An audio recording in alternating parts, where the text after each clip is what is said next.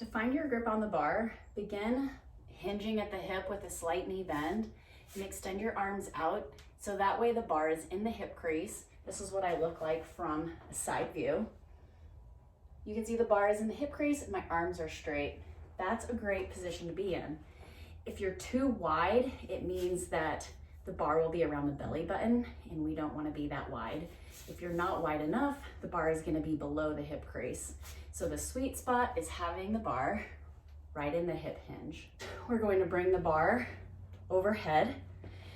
What we're going to do here is find our overhead squat position. So I want these elbows to externally rotate. So when you bend the elbow down, the bend is right under the bar. You can see better from this profile view that when I bend the elbow, it's right under the bar. A bad position is if you bend the elbow and it's behind the bar.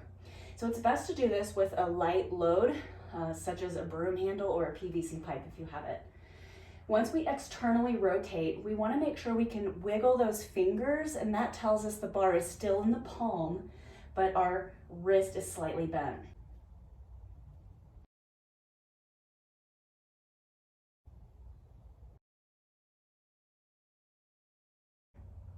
With your eyes ahead and your feet in your squat stance as wide as your shoulders, you want to maintain this upright posture by pushing the ribs in, slight hinge of the hip. The knees are going to track out as we go down for overhead squat. Bring the bar to your back, press up, and then stand. If you find yourself in the overhead position, hitching forward, then I would like you to grab something to raise your heels up a little bit. I have a 2.5 pound plate, but any like 1/2 inch or full inch raiser will do the trick. And so from there, when you have a raised up heel, it's gonna help your body stay a little bit more upright. A couple other tricks is to have a bit of a wider foot stance and your toes maybe turned out just a tad.